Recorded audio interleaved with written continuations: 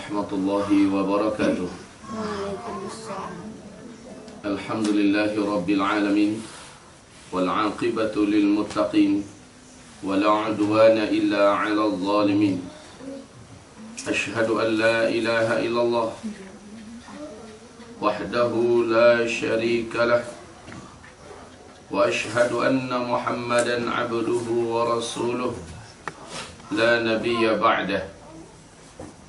Qala Allah subhanahu wa ta'ala, ya ayyuhalladzina amanu taqullaha haqqa tuqatih wa la tamutunna illa wa antum muslimun. Wa qala subhanahu wa ta'ala, ya ayyuhan nasu taqu rabbakumul ladzi khalaqakum min nafsin wahidah وبث منهما رجالا كثيرا ونساء واتقوا الله الذي تساءلون به والأرحام إن الله كان عليكم رقيبا. وقال يا أيها الذين آمنوا اتقوا الله وقولوا قولا سديدا يصلح لكم أعمالكم ويغفر لكم ذنوبكم ومن يطع الله ورسوله فقد فاز فوزا عظيما. اللهم ارحمنا بالقرآن.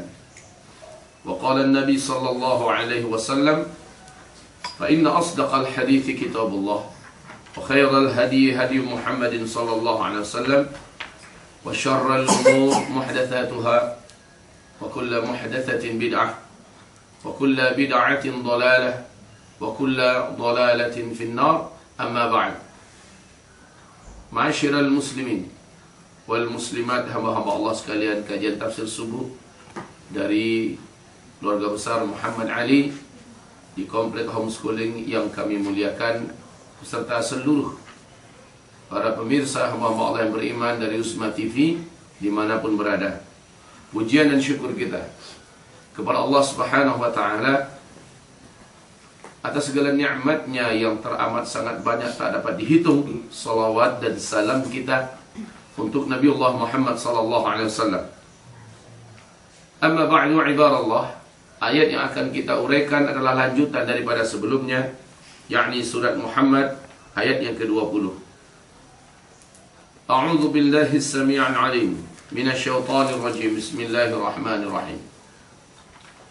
Wa yaqulu alladhina amanu لولا نزلت سورة فإذا أنزلت سورة محكمة وذكر فيها القتال رأيت الذين في قلوبهم مرض ينظرون إليك نظر المغشي عليه من الموت فأولى لهم طاعة وقول معروف فإذا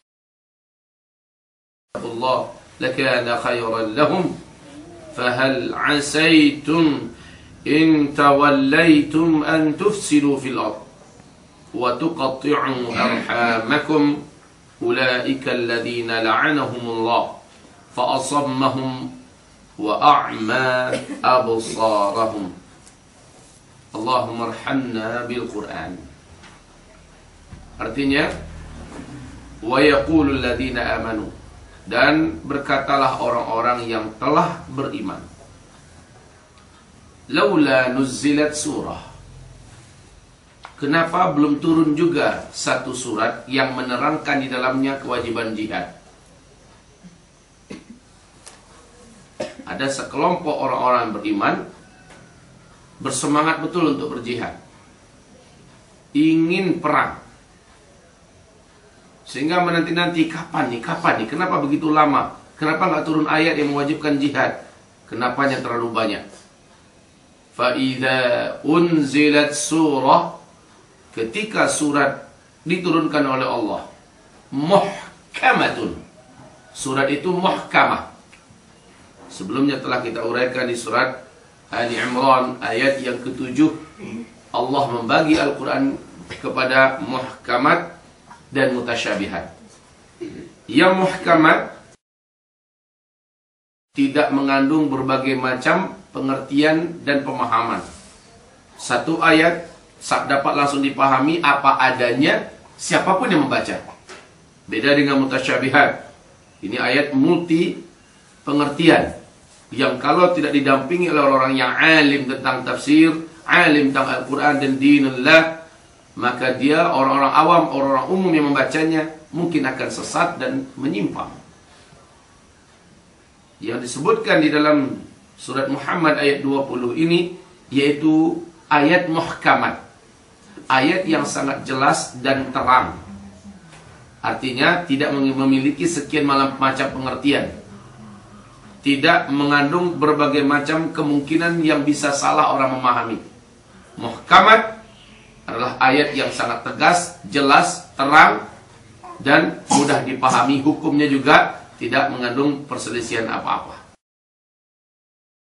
Surat yang di dalam surat itu jelas ayat-ayat memerintahkan untuk perang, seperti firman Allah, kutiba alaikumul qital, telah diwajibkan ke atas kamu sekalian untuk berperang. Sangat jelas itu ayat. Nah, saat ayat yang mewajibkan perang itu turun, orang yang tadinya beriman langsung terbelah dua. Yang satu menyambut dan bersyukur, mereka tegar, mereka siap menjalani, sekalipun sangat berat, mereka benar-benar istiqomah. Yang satu kelompok lain Allah sebutkan di sini, wa dzukira fiha al-qital, ketika telah diturunkan satu surat yang di dalamnya ada ayat-ayat muhkamat, jelas disebutkan kewajiban perang di dalamnya. Ra'aital ladzina fi qulubihim marad, engkau pasti akan menemukan ada orang-orang yang sebenarnya tadinya beriman, cuma imannya penuh penyakit. Fi qulubihim marad, di dalam hati mereka itu ada penyakit. Yanzuruna ilaika nadharal maghsyiyyi alaihi minal maut, mereka pasti akan melihat kepada engkau hai Muhammad seperti melihatnya orang-orang yang akan diliputi oleh kematian.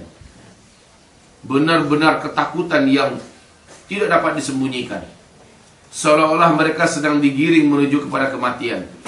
Tadinya semangat-semangat, tadinya minta-minta untuk perang, untuk jihad. Ketika jihadnya diwajibkan, maka lihat apa yang terjadi. Di dalam kitab Talbis Iblis oleh Syekh Ibnul Jauzi rahimahullah, suatu ketika Iblis datang kepada Musa alaihi salam.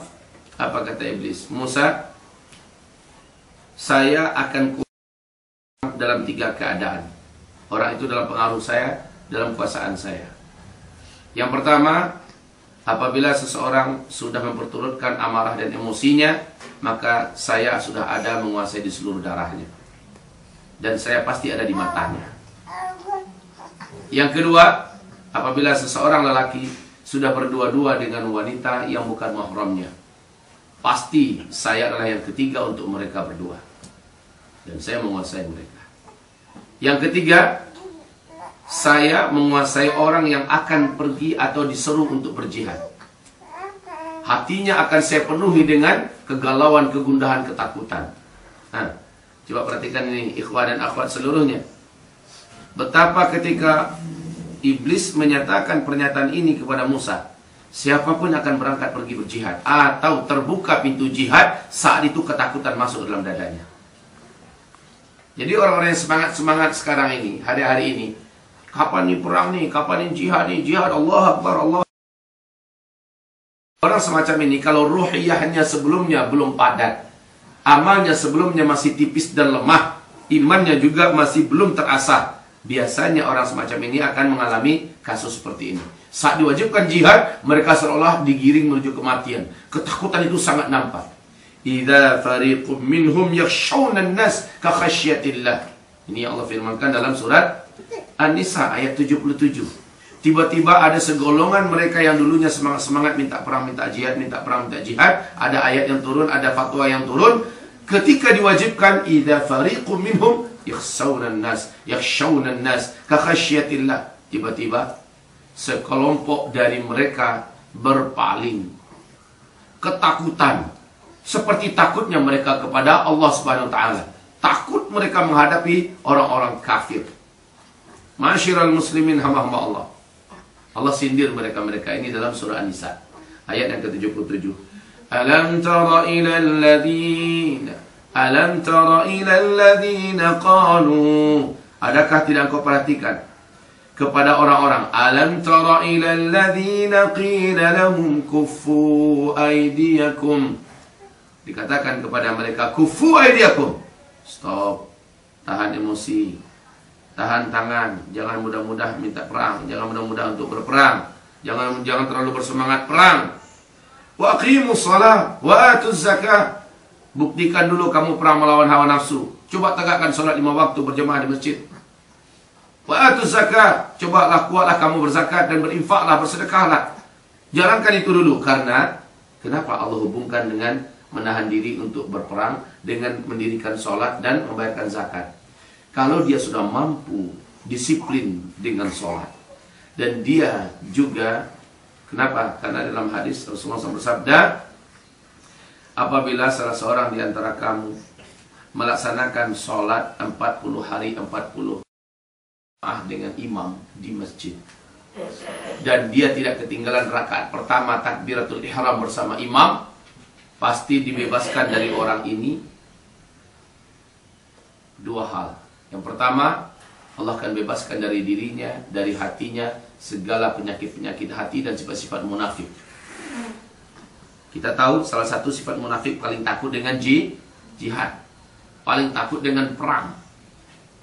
Bagaimana orang-orang ini minta perang, dia nggak terbukti memerangi hawa, terbukti sholatnya selalu sendirian di kamar, di bilik, di rumah, atau sholat berjamaah di rumah. Kenapa dia tidak sholat di tempat-tempat yang telah dibangun untuk tempat sholat, masjid, musola dan sebagainya?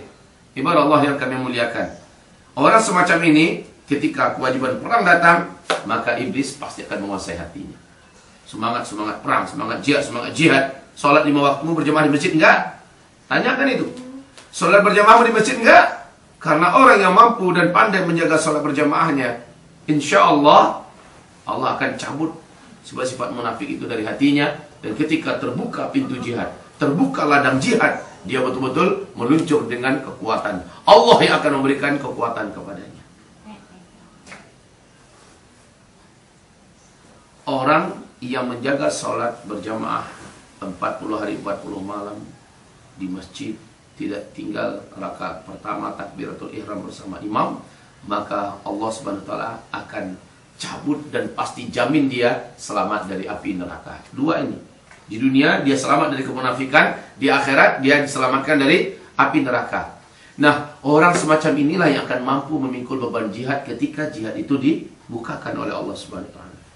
Wahai saudara-saudaraku, sekali lagi saya peringatkan, jangan sembarangan bersemangat-semangat jihad, minta jihad, salat kamu saja belum kamu pelihara. Nafsu kamu saja belum mampu kamu kalahkan. Ya, tidak disiplin. Orang yang berjihad itu memerlukan kedisiplinan yang tinggi, dan kedisiplinan itu hanya terbentuk dalam menjaga salat 5 waktu berjamaah di masjid. Ibarat Allah yang kami muliakan, kita lanjutkan firman Allah Subhanahu wa taala. Yanzuruna ilaika nadhara al-maghshiy 'alayhi min al-maut fa'awla lahum. Maka yang paling utama bagi mereka adalah ta'atun wa qaulun ma'ruf. Taatilah perintah. Kalau memang sudah ada kewajiban perang, taati perang. Tapi sebelum ada perintah perang, taatilah perintah-perintah Allah yang lain dulu. Jadi ini juga peringatan kepada semua yang cinta-cinta jihad, yang dalam dadanya ada bara jihad. Ayo, taati dulu perintah Allah. Syekh Dr. Abdullah Azzam, nahsabuhu syahid, beliau berkata, al-jihad dhurwatu sanamil Islam, la yanaluhu illa afdadun min al-bashar, fa inna al-jihad min asyaqqil umur wa as'abiha, la yanaluhu illa afdadun min al-bashar. Sesungguhnya jihad itu adalah amalan yang paling berat dan paling sulit. Tidak akan sampai kepadanya illa kecuali afdadun minal bashar, segelintir kecil dari manusia-manusia pilihan. Ini ada manusia-manusia pilihan. Nah, dari mereka pilihan itu ada yang lebih terpilih lagi. Mereka lah yang berhak untuk diantarkan oleh Allah ke medan jihad. Siapa mereka yang terpilih? Kalau kita lihat dalam sejarah, biasanya mereka adalah para pencinta Al-Quran. Mereka adalah para pencinta sholat berjamaah 5 waktu. Mereka adalah para pencinta hafalan Quran. Mereka adalah para pencinta ilmu. Mereka adalah orang-orang yang berakhlak mulia. Mereka adalah orang yang menyambung tali silaturahim. Mereka adalah orang-orang yang amanah. Mereka adalah orang yang jujur dan seterusnya. Perhatikan, memang orang terbaiklah yang akan Allah giring menuju ke medan-medan jihad. Jadi gimana minta jihad sementara akhlaknya saja tidak benar, ilmunya minim, amalannya bless, lalu dia minta jihad. Sekali lagi, orang yang minta jihad macam ini, ketika dibukakan pintu jihad, dia termasuk di antara orang yang Allah maksudkan di dalam surat Muhammad ayat 20 ini, termasuk orang yang ketakutan dengan jihad. Syaitan akan kuasai hatinya. Sifat munafik muncul. Seluruh orang munafik di surat Taubah sebelumnya sudah kita uraikan. Seluruh orang munafik pasti ketakutan dengan jihad dan minta izin untuk tidak dibawa dan tidak dibenarkan untuk tidak bergabung dalam perjalanan jihad. Ini orang munafik kaum muslimin. Kalau orang yang beriman disebutkan mereka akan ta'atun. Ini dalam ayat ta'atun. Sami'na wa ta'ana. Dan perkataan yang baik itu lebih baik. Fa idza azama al-amru falau sadaqallahu lakana khairan lahum. Fa idza azama al-amru, kalau suatu urusan itu telah teguh, dalam artian apa? Al-Hafiz Ibnu Katsir menyebutkan lau azama al-amru di sini, kalau perintah untuk jihad itu ternyata sudah tetap, pokoknya Amirul Mukminin, khalifah ya, atau amir daulah, ketika mengatakan bahwa sesungguhnya jihad, mobilisasi jihad diumumkan, ini namanya azamal amru. Falau sadaqallah lakana khairan lahum. Kalaulah mereka membenarkan perintah Allah untuk mereka pergi berjihad, lakana khairan lahum, sungguh itu adalah lebih baik bagi mereka. Wahai para perindu surga, wahai orang-orang yang menginginkan menyunting para bidadari-bidadari Allah sebanyak 70 orang. Wahai orang-orang yang memberi syafaat kepada keluarganya sebanyak 72 orang. Wahai orang-orang yang ingin memberikan syafaat kepada keluarganya sebanyak 70 orang. Kaum muslimin, maka kepada orang-orang ini yang akan diseru kepada jihad. Sebelum itu semua, pastikan bahwa engkau telah menundukkan hawa nafsumu. Sebelum jihad dibukakan, engkau telah tunduk dulu kepada perintah-perintah Allah yang lain. Jangan minta yang paling tinggi. Ibaratnya bukan seorang petinju pun, bukan pula street fighter. Kalau street fighter sedikit banyaknya punya pengalaman tempur di lapangan. Tapi kalau petinju resmi, profesional, dia pasti sudah latihan dulu dan dilatih oleh para pelatih yang dia mengalahkan lawan-lawannya, baru nanti naik terus baru melawan Muhammad Ali, baru melawan Mike Tyson. Istilahnya begitu. Ini petarung enggak, petinju enggak, selama ini tidak ada dedikasinya, tidak terlatih apa-apa, tahu-tahu nantang Mike Tyson. Ketika muncul di hadapan Mike Tyson, kencing di celana kalau nggak pingsan di tempat. Inilah orang-orang yang minta semangat jihad. Akhlakmu benahi dulu, ibadahmu tertibkan dulu, coba budi pekertimu buktikan dulu. Allah baru akan pilih hanya yang dipilih menurut Allah, orang-orang yang istimewa. Saudara-saudaraku hamba-hamba Allah, kita hidup di akhir zaman. Orang-orang yang telah Allah sampaikan di Syam hari ini, di Suriah hari ini, memang betul-betul manusia-manusia pilihan. Seperti kata Rasulullah SAW, orang-orang yang akan Allah datangkan ke negeri Syam di akhir zaman adalah manusia-manusia pilihan. Manusia.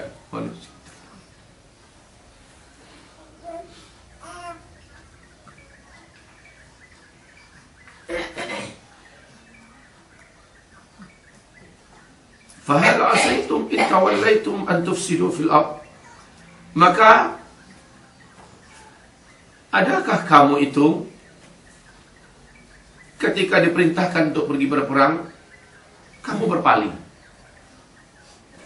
Yang tadi minta-minta keluar-keluar, perang, jihad, Allah Akbar, kamu berpaling. Kamu berpaling ketika pintunya terbuka, ketika musuh sudah di hadapan, ketika imam sudah memastikan wajib jihad, kamu berpaling. Kalau itu yang kamu lakukan, an tufsidu fil ardi wa tuqatti'u arhamakum. pasti kamu akan melakukan kerusakan di muka bumi setelah itu, dan kamu akan memutuskan tali silaturahim. Untuk penguraian ayat ini insyaAllah kita akan lanjutkan pada pertemuan kita berikutnya. Wahai para pemirsa Uzma TV, jangan kemana-mana. InsyaAllah ta'ala kita akan tetap dalam kajian tafsir ini, surat Muhammad ayat yang ke-21 dalam pertemuan berikutnya. Amalkanlah dulu ayat yang ke-20 dan istiqomahlah di atasnya. Jangan minta-minta perang, jangan menginginkan jihad, dan jangan cari masalah. Ya, jangan cari masalah. Nantang-nantang perang, ngajak-ngajak perang sana sini, nantang aparat segala macamnya. Itu cari masalah. Ya, cari masalah. Kalau memang engkau ingin perang, pergilah ke negeri perang yang sedang dibukakan Allah pintu jihad ke sana. Tapi sebelum itu terjadi, buktikan dulu engkau telah memerangi hawa nafsumu, dan buktikan dulu energi engkau untuk pergi berperang itu telah cukup. Telah cukup. Dalam artian apa? Simpanan amalmu, imanmu, ya, ilmumu telah cukup, maka berangkatlah. Allah Subhanahu wa taala akan tolong. Tapi jika tidak, engkau termasuk orang yang akan menjadi beban di tengah-tengah medan perang. Engkau hanya masalah di tengah-tengah perang, dan engkau nothing. Engkau tidak ada apa-apanya. Wahai saudara-saudaraku, ittaqullah. Bertakwalah kepada Allah Subhanahu wa taala. Jangan minta yang tertinggi padahal yang rendah aja belum digapai. Yang biasa-biasa saja belum dicapai. Bagaimana minta yang paling tinggi? Never. Itu tidak akan pernah diberi oleh Allah Subhanahu wa taala. Pungguk merindukan bulan namanya itu. Demikian dari saya, semoga bermanfaat, yang benar dari Allah dan dari Rasulnya. Nastaghfirullahaladzim li wa lakum wa la hawla wa la quwata illa billah. Subhanakallahumma wa bihamdika asyhadu an la ilaha illa anta astaghfiruka wa atubu ilaik. Assalamualaikum warahmatullahi wabarakatuh.